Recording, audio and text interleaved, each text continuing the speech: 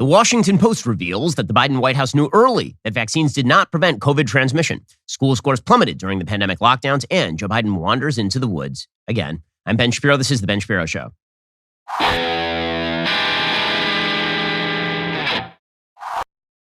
The Ben Shapiro Show is sponsored by ExpressVPN. Protect your online privacy today at expressvpn.com/Ben. We'll get to all the news in just one moment. First, the Labor Department's Consumer Price Index, which catalogs the cost of goods, services, food, and rent, rose 0.4% over the month of August. That is double what many economists had anticipated. Perhaps worse, core inflation, that's not food, it's not gas prices, saw the highest increase last month it's seen since August of 1982. Plus, experts are now saying that the increase of the interest rates from the Federal Reserve may not bring down inflation for literally years. We'll get to that later in the show. We're talking like 2, 3, maybe 4 years. Well, don't bury your head in the sand while your savings deplete. Diversify into precious metals with Birch Gold today. Text Ben to 989898. Birch Gold will send you a free information kit on protecting your savings with gold in a tax-sheltered account. The experts over at Birch Gold have almost 20 years of experience in converting IRAs and 401ks into precious metals IRAs. With an A-plus rating with the Better Business Bureau, countless 5-star reviews, thousands of satisfied customers, why exactly haven't you checked them out yet? Gold has always been your best hedge against inflation. A diversified savings can protect you from downturns in the market. If you have a 401k or IRA that's underperforming, just text Ben to 989898. You can convert that into an IRA in precious metals right now. Again, text Ben to 989898. Birch Gold will send you that free information kit on diversifying into gold. Take the necessary steps to hedge against inflation today. Protect your hard-earned cash. Text Ben to 989898. Birch Gold will send you a free information kit on diversifying into gold tax-free. Also, as an Orthodox Jew who was just in the Holy Land, staying in Jerusalem, obviously Israel is very important to me. This is why I am partnering with the International Fellowship of Christians and Jews. The fellowship was founded 40 years ago by a Jewish rabbi in Chicago to build bridges between Christians and Jews by serving the needs of impoverished elderly Jews, many of whom are Holocaust survivors. Today, that organization is the largest humanitarian organization helping the poor not only in Israel, but also throughout the former Soviet Union and especially in Ukraine. The fellowship is doing great work inside Ukraine right now. They're providing food for elderly Jews, many of whom have nowhere else to turn as the war continues to intensify, as winter closes in, as it drags on. During the recent attack on Kyiv, bombs landed 600 feet from a vulnerable Jewish community that the fellowship serves. For just $25, you can rush a food box that's packed with highly nutritious food to feed an elderly Jewish person for an entire month. And right now, thanks to the special partnership, every $25 donation you give will be matched. So you're providing not one, but 2 food boxes that will literally save Jewish lives in Ukraine. To give, head on over to benforthefellowship.org. Please donate today. They urgently need your help. That's benforthefellowship.org, benforthefellowship.org. Well, from the very outset of the COVID vaccine movement, there are a couple of rationales that were given for why people should take the COVID vaccines. One was, apparently there was robust data on the lowering of the risk of death, particularly if you were old and vulnerable, from baseline COVID. And if you were young and you were healthy, then the idea that you were going to die from COVID was always a misnomer. The chances of you dying from COVID at the age of 30, if you work out 4 times a week and you eat healthy and you don't have diabetes or something, well, those chances were always extremely low. But if you were 65 plus and you were obese and you had diabetes, the chances of you dying from COVID were actually fairly high compared to things like the flu. And then COVID lowered the rates of death on that. So that was one reason to take the COVID vaccine, was to protect yourself. And that case was fairly strong for a large percentage of the population because we have a lot of elderly people in the United States and we have a lot of fat people in the United States and we have a lot of people with pre-existing conditions in the United States. Then there was a secondary case that was made. And that case was made largely on the basis of Pfizer claims and Moderna claims that it would lower the transmission rates to take the COVID vaccine. And the way to bring an end to the pandemic was get the vaccine so that your friends wouldn't get COVID. Get the vaccine so your parents wouldn't get COVID. And this was promoted very early on by Pfizer and Moderna, like back in December of 2020, before Joe Biden even took office. And given that that was the data that was being released, that was the data that most of us in the media used, including in conservative media, because that was the available data. I suggested that people should get the vaccine back in about December of 2020 for specifically this reason. That was the available information at the time. Now, there are people who are saying, ignore that information. It's not true. But, and maybe they turned out to be right, as it turns out. But jumping to conclusions based on the absence of data is not the same thing as trying to follow the data until it turns. In any case, it is now perfectly clear that we were lied to. And we were lied to at a very high level from very, very early on by both the vaccine companies in terms of the ability of the vaccine to prevent transmission. And we were also lied to by our politicians who apparently knew better. And they just kept lying. And this is creating, you want to know why there's mistrust in the institutions? It would be because of this kind of stuff. It's because you have experts who are constantly telling the platonic lie to people. And people who want to have faith in the experts, because you have to use heuristics when it comes to the world, right? You can't study down on every single issue. When you go to the doctor, the reason you go to the doctor is because you didn't have time to go to medical school. Right? The reason you go to the plumber is because you didn't have time to learn to become a plumber. The reason that you go to the mechanic is because you don't know how to take cars apart. You have to rely on the expertise of another human being who has spent an inordinate amount of time studying an issue. And then you have to sort of take that data and use it as best you can. Now, it can be that you distrust the data. It can be you don't trust the people who are giving you the data. But the big problem here is that when you have an entire institution like the scientific institutions or the government, and the government is issuing laws in order to get you to do a thing, and then it turns out that these things are lies, well, people's distrust in the institution is going to skyrocket, right? Again, if you outsource your plumbing to a plumber and the plumber just keeps clogging the lines, at a certain point, you don't use that plumber anymore. If you keep taking your car to the mechanic and the mechanic drops the engine out the bottom of the car, you're not going to go to that mechanic ever again. Well, the same thing is true when it comes to the lies that we were apparently told about the ability of the vaccines to block transmission. So, for example, just a couple of weeks ago, there was a Pfizer executive who was being grilled by members of the ECR, the EU, the European Commission. And this Pfizer executive basically said that they never even tested the COVID jab to determine whether it controlled transmission or not. This is an astonishing acknowledgement. She was asked a question, and her name is Janine Small. She was Pfizer's president of international developed markets. She made this admission before the European Union Parliament. She was asked by European Union Member of Parliament Rob Roos if the company tested the mRNA vaccine on stopping transmission before they rolled it out. And here is what she said. Was the Pfizer COVID vaccine tested on stopping the transmission of the virus before it entered the market? If not, please say it clearly. If yes, are you willing to share the data with this committee? And I really want a straight answer, yes or no, and I'm looking forward to it. Thank you very much. Regarding the question around, did we know about stopping immunisation before it's entered the market? No. We had to really move at the speed of science to really understand what is taking place in the market. But you didn't move at the speed of science. In fact, it turns out that you were basically lying to the American public and to the global public about the ability of these vaccines to stop transmission, which is an amazing, amazing thing because, again, huge swaths of people who are pushing vax mandates. So I never pushed vaccine mandates. My company actually sued to prevent the Biden vax mandate from going forward in the United States with regard to OSHA.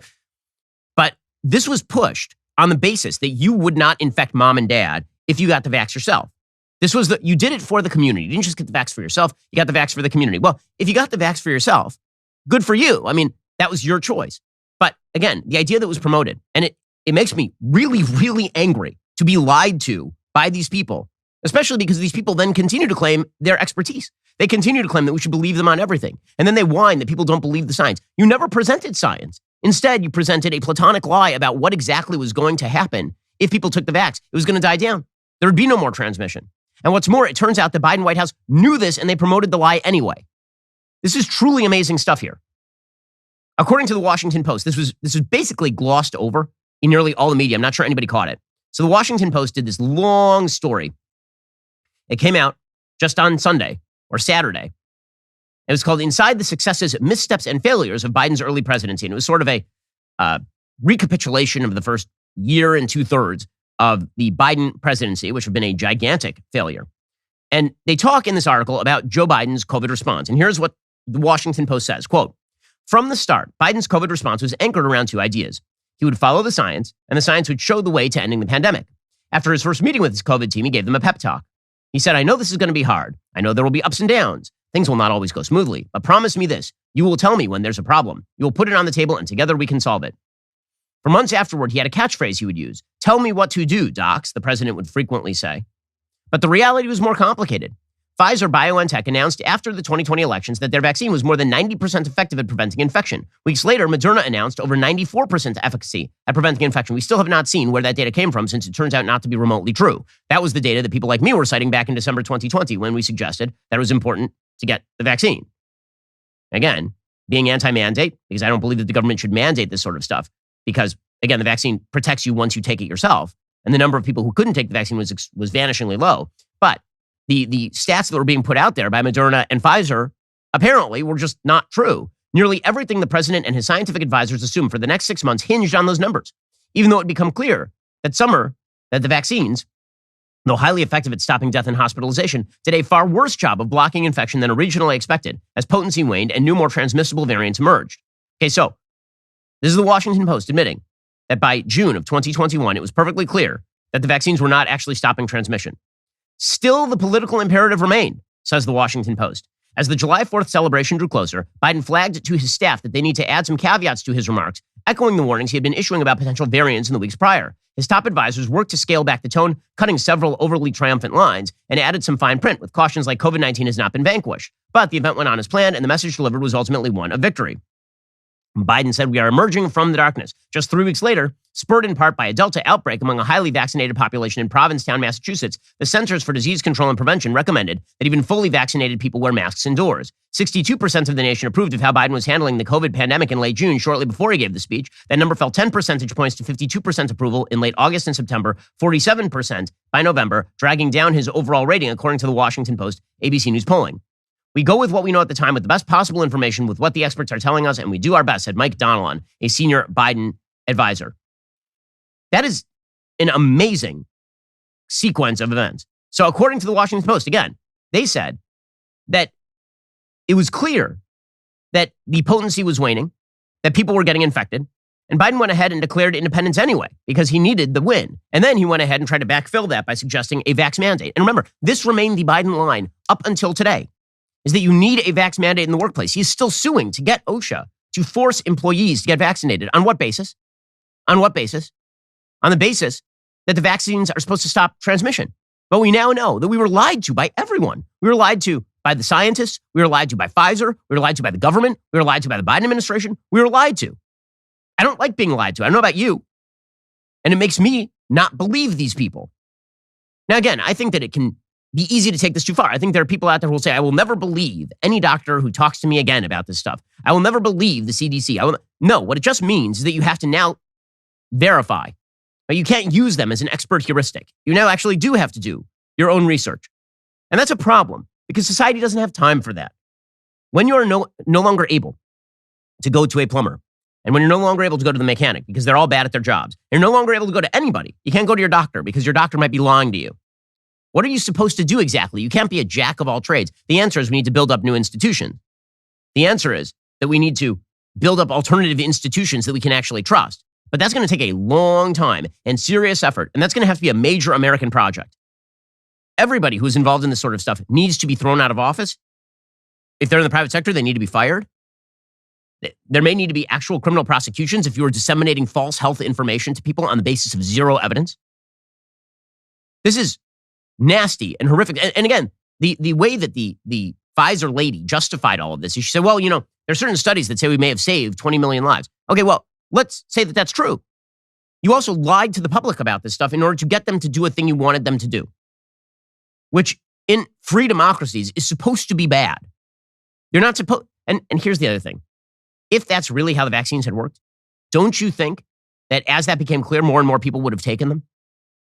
Also, as I said before, if my 65-year-old parents took the vaccine and it was wildly preventative of serious disease and death, I didn't really need to get the vax either. Now, as I've spoken out before, I got vaxxed twice, or I'm double vaxxed. My wife, being a doctor and seeing vulnerable patients, is triple vaxxed. But knowing now what I know then, what I know now, rather, would I have actually gotten vaxxed based on the information that my actual chances of death from COVID were exorbitantly low, and I wouldn't be preventing my parents from getting it? That was really what I was concerned about because we were bubbled with my parents. Would I have gotten it? I don't know. I really don't know. I think maybe not. Because again, my personal risk when it comes to the vaccine was extremely low when it came to COVID. I'm a young, healthy male with no pre-existing conditions. This doesn't mean that everybody who took it did something wrong. It doesn't mean that if you were vulnerable and you took it, you did something wrong. It doesn't mean even if you were healthy and you took it, you did something wrong. What it does say is garbage in, garbage out. When you're given bad information, you have to make decisions based on that information. But now the sources of the information have proved that they not only don't know what they're doing, but they do incredible damage without even paying attention to it. We've now seen study after study coming out with people who are making complaints about side effects from the vaccine, for example. But pretending the vaccine doesn't have side effects or fibbing about it, that's not the solution either. And we've seen this in every aspect of how COVID was treated. And this should say something about how much we trust our experts and how much we trust our government. It was a lesson to me, I'll be honest with you. Because again, I come from a traditionalist background. Right? I come from a background where you're supposed to believe in the received wisdom of the ages, We're supposed to believe that people who spend their days studying a topic know more than you do. But when it turns out they're just lying to you, all that trust is violated. And so you can see this with regard to, for example, what just happened with the data on school closings. So it is now perfectly clear that the data on school closings, the schools that closed are disaster area. Now, we were told over and over by everyone from Randy Weingarten at the American Federation of Teachers to the Education Secretary, Miguel Cardona, that, if we shut down the schools to help protect the kids, it's not going to damage them too much. It'll all be okay. And we were told, small children wearing masks, that would have no impact on speech, even if it's completely ineffective by all available data at preventing transmission among children. And even if children are not at serious risk of dying from the disease in the first place, they're more likely to die of pneumonia than they are to die of COVID. Even if that's the case. Don't worry. Worst case scenario, we made them do all of these things that were not particularly useful. And you know what? It's not going to hurt them that bad. They can go home from school, so they won't be in school for a year. Would you rather have your kid get COVID, or would you rather have your kid just be at home? What will be the cost? It won't be a big deal. It turns out it was a really, really big deal. According to the New York Times, U.S. students in most states and across all demographic groups have experienced troubling setbacks in both math and reading, according to an authoritative national exam released on Monday, offering the most definitive indictment yet of the pandemic's impact on millions of school children. Now remember, I can show you a montage right now. Members of the media, members of government, scientists telling, guys, if we shut down the schools, we have to do it. We have to shut down the schools. And you know what? The impact, we'll just deal with it after. It probably isn't going to be that great. Here it is. You've got to realize that you have infection in your community. So you've got to have the capability of protecting the children and the teachers by doing certain things. Overnight, the CDC released new guidelines strongly supporting the opening of schools. But if it's not safe enough to hold the GOP convention in Florida, how is it safe enough to reopen schools? We are listening to what the doctors and the scientists are telling us. Right now, we have to do this remote learning. Secretary of Education indicated that children should go to school. They have to take risks. Everybody takes risks. Take risks to ride a bicycle, to be an astronaut. We don't want our children to take risk to go to school. Any state that is having a serious problem, that state should seriously look at shutting down. I do think that in large parts of the country right now, the infection rates are so high that probably not safe to send kids back. Not every state is created equal. Not every school district is created equal. So we have to be very vigilant about cases and hold back in those areas where the uptick is still significant. If you have a situation in which you don't have a real good control over an outbreak and you allow children to gather together, they likely will get infected. And these recommendations and his push for schools to reopen is going against the advice of federal health experts. Tonight, President Trump pushing for schools to reopen despite rising cases in more than half the country. But according to the New York Times, the declines in student performance have been exorbitant, extraordinary. In math, the results were especially devastating, representing the steepest declines ever recorded on the National Assessment of Educational Progress, known as the nation's report card, which tests a broad sampling of 4th and 8th graders and dates to the early 1990s. In the test's first results since the pandemic began, math scores for 8th graders fell in nearly every state. Every state. A meager 26% of 8th graders were proficient. That is down from 34% in 2019. That is a massive decline. 34 to 26%. That is a decline, depending on how exactly you're measuring it, of 25%. 4th graders fared only slightly better, with declines in 41 states. Just 36% of 4th graders were proficient in math, down from 41%. Reading scores also declined in more than half the states, continuing a downward trend that had begun even before the pandemic. No state showed sizable improvement in reading.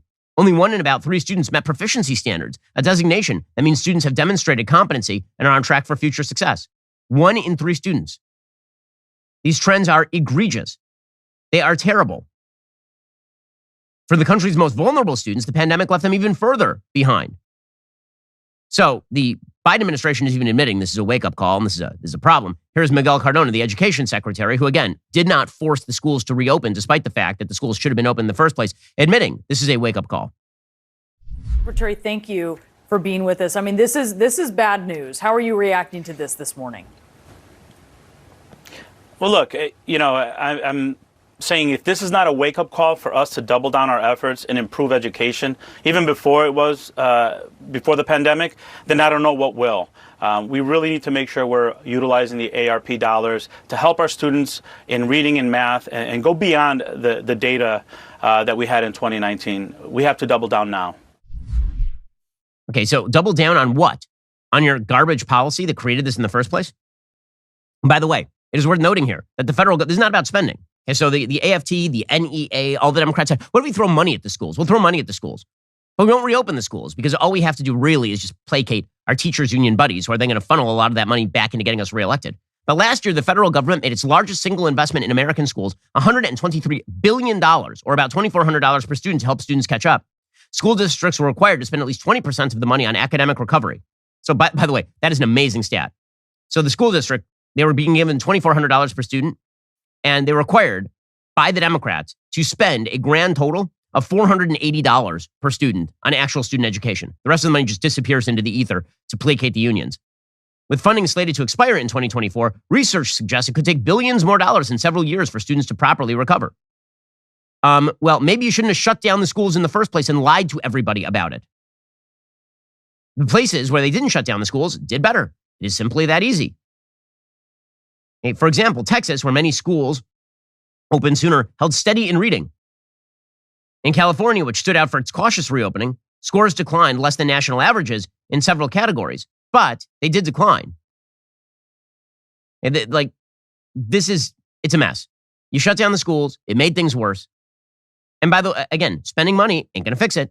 We'll get to more on this in just 1 second. First, you may have noticed mass spikes in crime in America's major cities. FBI stats reveal that violent crime is actually up across the nation. We've talked on the show before about how good guys with guns are a great deterrent to bad guys with weapons. Well, sometimes if you have to use a gun against a bad guy, you're hailed as a hero. But sometimes you actually end up enmeshed in the court system. Here's the thing. It's not enough to legally and safely own a firearm to protect your family. In order to fully protect yourself and your loved ones, you have to be prepared for the mental, physical, and legal ramifications of self-defense. That's why I'm a member of the U.S. Concealed Carry Association, and you should be as well. Right now, the USCCA is giving away a free concealed carry and family defense guide, plus a chance to win $1,000 to buy a firearm to protect yourself and your family. 100% free. Just text Ben to 87222. In this 58-page defense guide, you will learn how to detect attackers before they see you, what the USCCA has learned about school shootings, equipment and training basics, about the law and justice systems, how to responsibly own and store a gun, particularly if you have small kids the way I do, and a whole lot more. Text Ben to 87222 for instant access to this free guide. Enter for the chance to win $1,000 to put toward a firearm to protect your family. Text Ben to 87222 right now. Again, that's 87222 to involve yourself with the USCCA.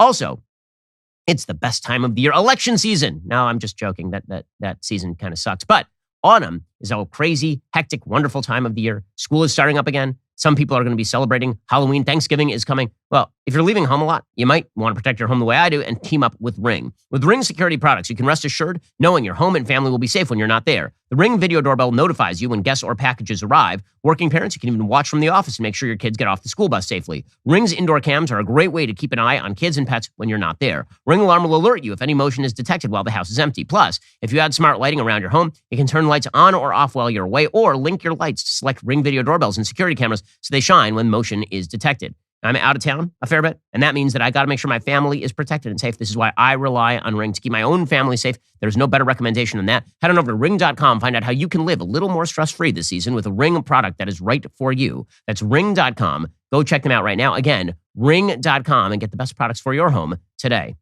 According to the Washington Post yesterday, in March 2021, the Biden administration released the federal government's largest pool of pandemic relief for public schools. The American Rescue Plan infused campuses with $122 billion to reopen buildings, address mental health needs, and help students who had fallen behind academically. The need was supposedly so urgent that 2/3 of the money, $81 billion, was released less than 2 weeks after the plan was signed into law and before the Education Department could approve each state's spending plan. Despite having access to the dollars, school systems reported spending less than 15% of the federal funding during the 2021-2022 school year. The spending rates varied considerably between states, even among school districts within the state, but the trend of a slow rollout was especially apparent in some of the school districts that have incurred the steepest learning losses in English and math, according to the data. Meanwhile, national test scores in elementary school math and reading have plunged to levels that haven't been seen in decades. We don't have enough money, said Kerry Rodriguez, president of the education advocacy group at the National Parents Union. Now we have a historic amount of spending like never before. You're not even spending the money. So apparently it wasn't spent for a variety of reasons, including delayed access to funds, a nationwide educator shortage, and desire to make the money last. Or alternatively, you just didn't want to use it. You just didn't want to use it for the kids. Instead, you decided to use it for a bunch of random stuff that you have it earmarked for in the future. Now, the perversion of our kids' education in order to achieve particular political results, including lockdowns. Again, lies that were told to us, just lies. Karine Jean-Pierre, for her part, the worst press secretary in American history, she blamed Donald Trump for all of this, which is an amazing statement considering the schools were shut in 2020 because nobody knew what was going on. And by 2021, we all knew what was going on. You kept the schools shut. Are there any plans to mount a similarly widespread, wide-ranging, and comprehensive effort to respond to the educational consequences of this pandemic? So, as you all know, from when the president walked into this administration, it was a top priority for him to safely reopen schools. And he did that, especially for our kids, right, across the country, millions of kids. And let's not forget, when he walked into this administration, the COVID response was incredibly mismanaged by the former administration. And he understood because it was mismanaged, that action could not come at the expense of our children. You kept the schools closed for like an additional year. I was there. I remember.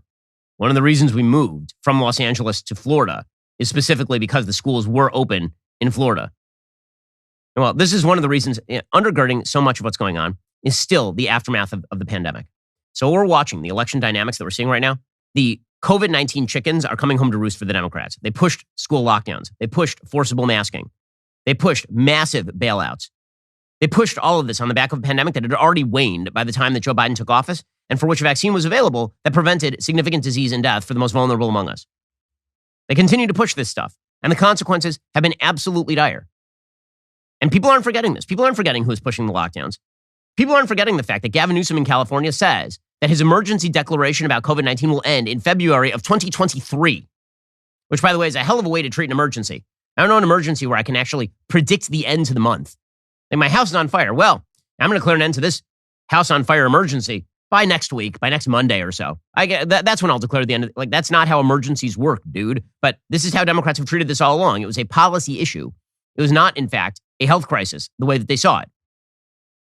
Well, this is the reason why Florida has now swiveled red. So there was a big debate last night between Ron DeSantis and Charlie Crist. It got very heated.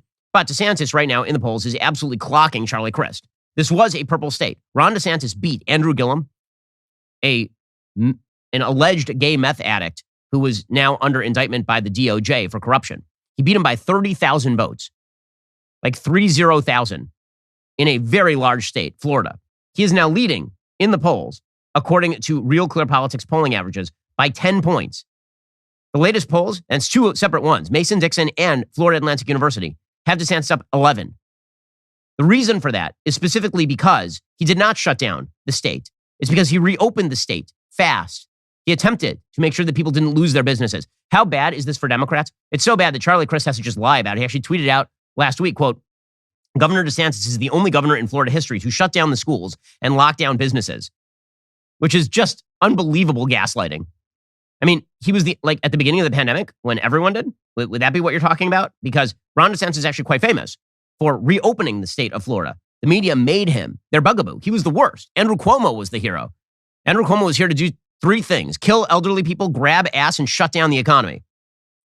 And he achieved all three of those things before he was booted from office. Ron DeSantis actually didn't do any of those things. He didn't shut down the economy. He didn't grab ass. He didn't kill all the seniors in Florida. And Ron DeSantis is now a wildly popular governor of what used to be a purple state, but is now pretty obviously a significantly red state. You know what changed that? What changed that was Ron DeSantis' COVID response. If you look at his approval ratings, it was his COVID response that really launched him into the stratosphere, politically speaking. Here's Ron DeSantis' debate last night talking about it. You mentioned, Liz, that people are flocking to Florida. That would not have happened if Charlie Crist had his way. He wrote me a letter in July of 2020 saying you need to shut down the state of Florida. He said you need to force people to shelter in their own homes. That would have destroyed the state of Florida. That would have caused our tourism industry to go into the toilet. It would have locked out millions of kids from school. I rejected Charlie Crist's lockdown letter. I kept this state open, and I kept this state free. Okay, that is DeSantis' big claim to fame. It also happens to be the reason why Ron DeSantis is now winning a majority of Hispanic voters in the state of Florida. And you want to talk about stats that just scare the living hell out of Democrats? When Republicans start winning a majority of Hispanic voters, they got a real problem. According to FloridaPolitics.com, DeSantis now leads Charlie Crist 51-44 among Hispanics. That's a Telemundo poll. Okay, by 7 points. That's not even a slight majority. That's a significant majority.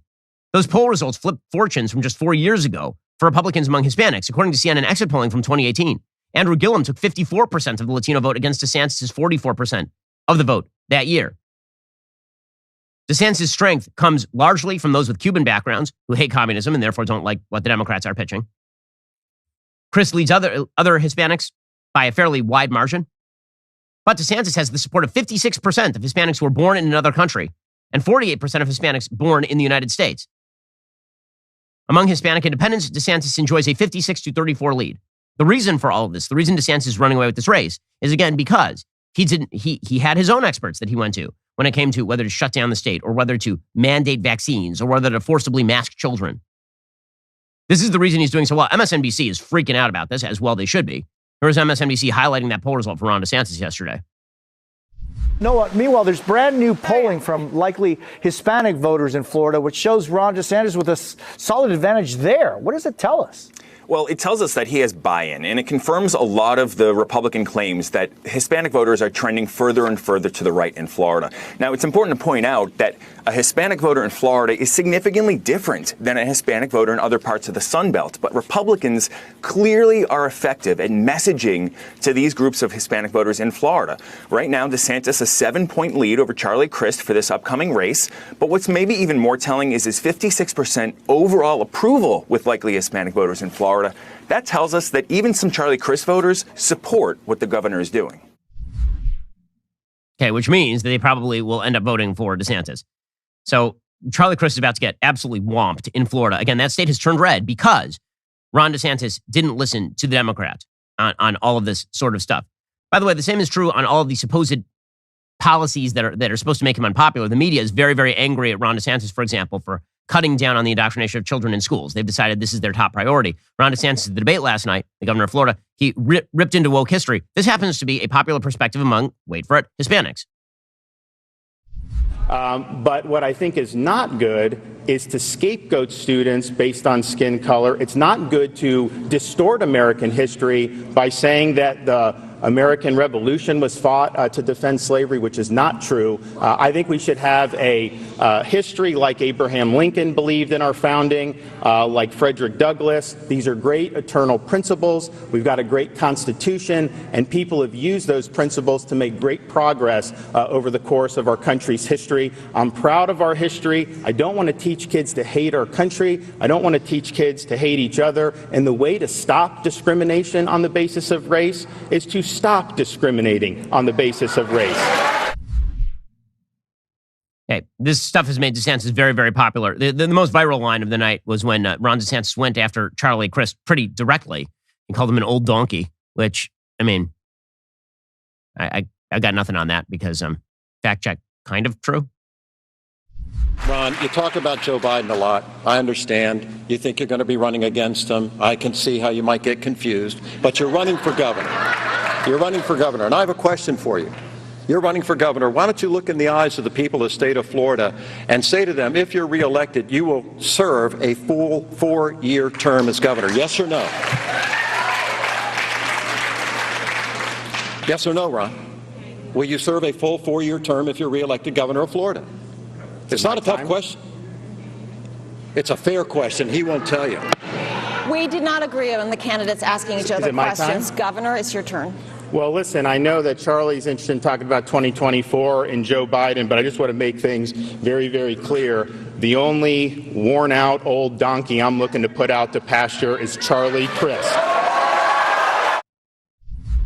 So the reason that DeSantis didn't answer the question is because Crist broke the rules of the debate. The rules of the debate were the candidates were not allowed to ask each other direct questions, and Crist violated all of that. Okay, so leading up to the midterms, there's a lot of anger out there. And a lot of the anger is being driven by the bad policy and the lies that we've been told for the past several years by the media, by Democrats, by the expert. In just a second, we'll get to an NBC News poll that shows that interest in the midterms is very high, and so is polarization. We'll get to why that is in just one second. First, The way you raise your kids is probably the most important thing in your life. And this means that if God forbid something happens to you, you have to make sure that the people who raise your kids after you actually share your values. But here's the thing. If you don't make a will, you actually don't know what happens after you die. Epic Will can help with that. A will lets you determine who's going to raise your kids in the event you die before you are done raising your kids. This is a pretty big deal. It's your responsibility as a parent. When we made our will, for example, we actually had to think through who would we want to raise our kids in case, God forbid, something happened. It's a dark thought. It's also a necessary thought because now, God forbid, something happens. I know that my kids are going to be taken care of. It's why we here at Daily Wire have partnered with Epic Will. Take 5 minutes today and make the will that you know you need to make. You've been putting it off because you don't want to think about your own demise. But the fact is, you got to. And it's just an important thing to do. Go to epicwill.com, use promo code Shapiro, save 10% on Epic Will's complete will package. That's epicwill.com, promo code Shapiro. You can't afford to just leave the government figuring out who's going to take care of your kids or how your assets are disposed of, and then they just take a chunk of your assets. Instead, go to epicwill.com, promo code Shapiro. Get started with your will today. Well, folks, now feels like a good time to read another email the Daily Wire was CC'd on in an ongoing ad segment called Breakup Letters. These are real messages from former Harry's Razors customers who canceled their subscriptions and switched over to Jeremy's. Today's letter is from a man who writes to Harry's, quote, I've been a subscriber since 2015, but I'm canceling because I'm one of those knuckle-dragging savages that believes in traditional morality. I stuck with y'all after the Gillette razor snafu. I'm leaving because of your treatment of Daily Wire. Delete my account. Yes, not all heroes wear capes, but all heroes do shave with Jeremy's razors. Today, you can get 40% off your Founder's Shave Kit by going to jeremy'srazors.com. Stop giving your money to woke corporations. Give it to Jeremy instead. Keep the breakup emails coming by copying us at reviews@jeremy'srazors.com. Okay, so the polls are showing the Democrats are falling further and further behind on the generic ballot. The polls are also showing high levels of political polarization, which of course is no shock. According to NBC News, less than 3 weeks before Election Day, voter interest has reached an all-time high for a midterm election, with a majority of registered voters saying the election is more important to them than past midterms. What's more, 80% of Democrats and Republicans believe the political opposition poses a threat that, if not stopped, will destroy America as we know it, which is not a wonderful sign. About 2/3 of reliable Democratic and Republican voters say they'd still support their party's political candidate, even if that person had a moral failing that wasn't consistent with their own values, which, again, is not a shock. We've known this for quite a while. It was true for Bill Clinton on the Democratic side of the aisle back in the 90s. It was true for Donald Trump in 2016. These are some of the major findings of a new national NBC News poll, which shows a competitive contest for November and offers positive signs for both parties. On the Democrats' side, Joe Biden's approval rating is supposedly at 45%. Congressional preference continues to be relatively even. Apparently, it's 47-46, which is within margin of democracy, which is within margin of error. Threats to democracy are voters' number one issue for the third straight NBC News poll. For Republicans, the positive signs are that Biden's approval among independents and swing state voters is in the 30s and low 40s. That the GOP once again holds the enthusiasm advantage, that Republicans leading congressional preference among the smaller set of likely voters, 48-47. But the biggest issue here is that when you look at the poll statistics, people believe that the other side is basically going to destroy the country. Now, you can see why a lot of people believe that the country is on the verge of being destroyed. If you are on the right, you believe that the country is being destroyed by a coterie of elitists who wish to undermine traditional morality, lock you in your home during COVID, make sure that you pay exorbitantly high taxes, undermine race comedy in the United States, and pursue an equity agenda that requires centralization of massive government in pursuit of environmental utopianism. Right? All of which I agree with. The hard left does want to do all of those things. Does that mean that every election is the end of democracy? No, it does not. But are those things that the left wants to do? I mean, they've made pretty clear that these are things they want to do. On the left, they have whipped themselves into a frenzy over January 6th. Now, let's be real about this. They thought that Trump was a threat to democracy long before January 6th. They thought that Republicans were a threat to democracy. Mitt Romney was running for office in 2012. They called that the most important election of your lifetime, to defeat the milquetoast, then Massachusetts Republican. That was huge, right? If you didn't defeat Mitt Romney, then Mitt Romney's going to send y'all back to the chains, according to Joe Biden. Okay, but this sort of polarization is right now being largely driven by Democrats, not Republicans. I say this because they keep ramping up the rhetoric. For all the talk about Republican rhetoric here, and Republicans are making clear that, it's kind of an extraordinary thing when the president of the United States is talking about the moral duty to trans the kids. Like, that seems to me destroying Western civilization. For the left, the fact of an election is what is destroying Western civilization. Like, they just keep saying over and over, democracy is at stake. Like, there will never be another election in this country. Maybe the election will be stolen. They sound conspiratorial. All the accusations that they make about the election deniers on the Republican side of the aisle, they themselves are making. Again, they keep claiming over and over and over that democracy is at stake, that we are at the end of democracy, that any enemies of the Democratic Party are enemies of the Republic. Here we go. This is Hallie Jackson on MSNBC making the claim. The court is asking Fulton County to respond, and that'll happen later this week. And it could go to the full 9 justices. We don't know the answer to that yet. Or Justice Thomas could decide on his own. So this is a temporary pause, but it's a very notable one, given how important this case is to the issue of democracy, Hallie. Which is at stake in this election, as you well know, especially with so many election-denying Republicans running for some of these Secretary of State races, for example, gubernatorial, attorney general. Again, the idea is democracy is on the line here. Hillary Clinton is doing the same thing. She's saying that we are now preparing for all elections to be stolen in the future. So we now have everybody who doesn't trust the elections. I know we're all focused on the 2022 midterm elections, and they are incredibly important. But we also have to look ahead, because you know what? Our opponents certainly are. Right-wing extremists already have a plan to literally steal the next presidential election. And they're not making a secret of it. Well, I was informed that this is a danger to democracy itself. I mean, doubting future election results, like that's scary stuff right there. Meanwhile, Whoopi Goldberg is out there saying that forget about future elections, past elections were stolen. Whoopi Goldberg and the crew at The View, combined IQ 71, they had on Ted Cruz, senator from Texas, yesterday, and they were talking about stolen elections. And Ted Cruz is like, you guys are constantly claiming that elections are stolen. Whoopi's like, well, they are stolen. Hillary won. Was Biden legitimately elected? Because half the party thinks that he wasn't, and it'd be very powerful for you to tell the truth. So listen, Biden is the president today. There's a lot of folks in the media that anytime, hold on, I'm answering exactly that question. There are a lot of folks in the media that try to, anytime a Republican is in front of a TV camera, try to say the election was fair and square and legitimate. You know who y'all don't do that to? You don't do it to Hillary Clinton, who stood up and said Trump stole the election. They didn't storm the Capitol. They didn't try to kill my former Abrams, who said that the election was stolen. They sat here and said it was illegitimate, and you guys were fine with it. Okay, so it's illegitimate when Republicans win, but not when Democrats win. No, here's the thing. We may not like when Republicans win, but we don't go and we don't storm. We don't try to change, but we'll go to court. We don't do that. Did I miss an entire year of Antifa riots where cities across this country were burning and police cars? She doesn't know what an Antifa riot is. Hillary's election was stolen. Again, the idea that this is all happening on one side of the aisle is incredibly bizarre. Nicole Wallace on MSNBC, she says that maybe we should have foreign observers to monitor American elections now, which is a pretty radical observation. Do you think it's time to ask for friends and allies to come over and help us monitor our elections? We used to do that in other burgeoning and threatened democracies. Yeah, no, Nicole, I'm not there yet. And I know why you're asking what you're asking, and you're not wrong, right? I mean, the kind of intimidation that is threatened around polling places. I mean, you've seen the pictures of the guys with assault weapons near boxes. That stuff is intimidating. And again, that used to be sort of the province of, I hate to use the term, but third world countries that didn't care about democracy.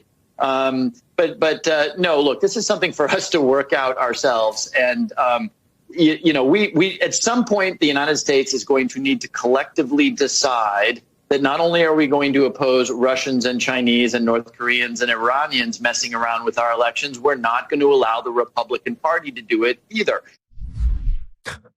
Oh, it's just like that. I was unaware that, the Republican Party, as it turns out, is a domestic political party that is campaigning. That's not the same thing as the Chinese or the Russians or the Iranians. The mix-up there is so telling. And Nicole Wallace suggesting that we need the UN to come in and monitor our elections is really something. All of this panic, of course, is because elections are perfectly sacrosanct when Democrats win. When Democrats are in danger of losing, then, of course, elections become not sacrosanct anymore, and you have to worry about the possibility that they are going to be stolen. And the reason the Democrats are freaking out about this, of course, is because Democrats are underperforming. One reason that they are underperforming is because the president of the United States is no longer a sentient human being. His brain is not functioning properly. And this means that Democrats at the top of their ticket have a person who is wildly unpopular. They have a bad economic situation. The social policy they are pursuing is extraordinarily radical. And they're no longer progressives. They're transgressives. This is the main motivating factor in being on the left these days. It's not about progressing society in any significant way. It's about transgressing all of the rules and destroying all of those rules. And then when they begin to lose, then the most obvious thing that they can do is suggest that the election is going to be stolen. So when it comes to election deniers, there is no monopoly on the right side of the aisle with regard to this. When you wonder why society is polarized, this would be the reason. And I said, after Donald Trump won in 2016, all he would have to do to win re-election was not be crazy. And then I said, after Joe Biden won, all he would have to do is not be crazy. And it seems as though no one has the capacity to just not be crazy, is the impression that I'm getting at this point. Alrighty, guys, the rest of the show is continuing right now. You're not going to want to miss it. We will be getting into Ted Cruz's appearance on The View with Ted Cruz. Plus, Dr. Marty Makary of Johns Hopkins University will be joining us to talk about everything COVID vax related, including whether the vax ought to be given to children. If you're not a member, click the link in the description and join us.